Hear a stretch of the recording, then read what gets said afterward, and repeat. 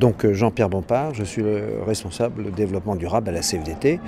Je participe au groupe 1 sur le changement climatique et dans le sous-groupe transport. Alors pour l'instant, on a abordé essentiellement les transports des individus.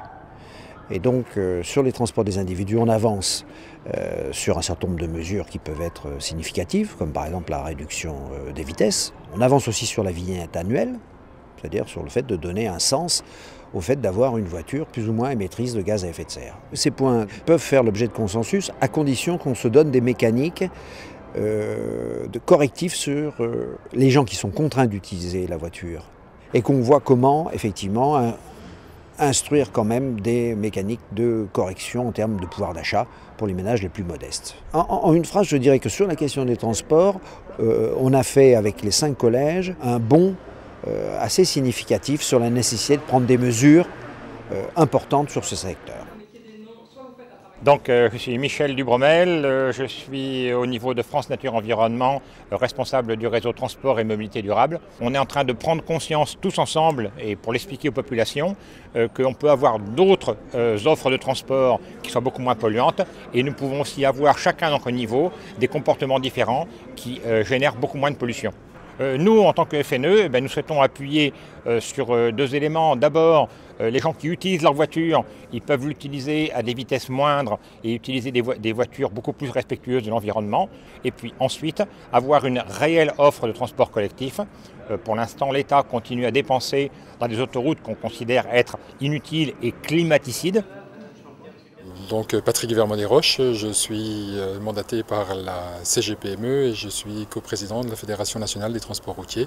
Nous sommes tout à fait concernés. Si je prends une mesure particulière et qui est une mesure phare, c'est l'engagement volontaire dans la réduction de vitesse. Et cette mesure aura forcément des conséquences importantes pour nos entreprises de transport puisque ça va remettre en cause des plans de transport, ça va réduire la productivité des entreprises. Donc c'est pour ça que nous recommandons d'y aller par étapes et également d'avoir des mesures compensatrices.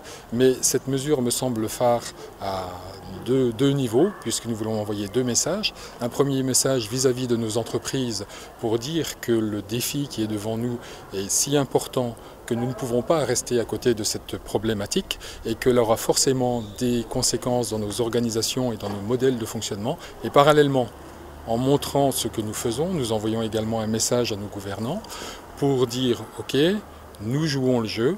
Mais en contrepartie, il est clair que nous attendons une politique économique et pragmatique qui tienne compte à la fois, qui concilie économie et écologie. Olivier Louchard, je suis coordinateur du réseau Action Climat France qui regroupe 13 ONG. Je tiens peut-être en préambule à rappeler que le secteur des transports est le premier secteur émetteur des émissions de gaz à effet de serre en France. Nous sommes à 26%. Donc il s'agit d'agir de manière radicale dans ce secteur en proposant différents types de mesures dont on a parlé ce matin bien évidemment. Premier grand champ d'action, c'est ce qu'on appelle la sobriété énergétique. Donc il faut réduire la demande de transport. Second grand champ de réflexion, c'est améliorer l'efficacité énergétique des véhicules et bien sûr développement des alternatives à la route et à l'aérien pour le transport.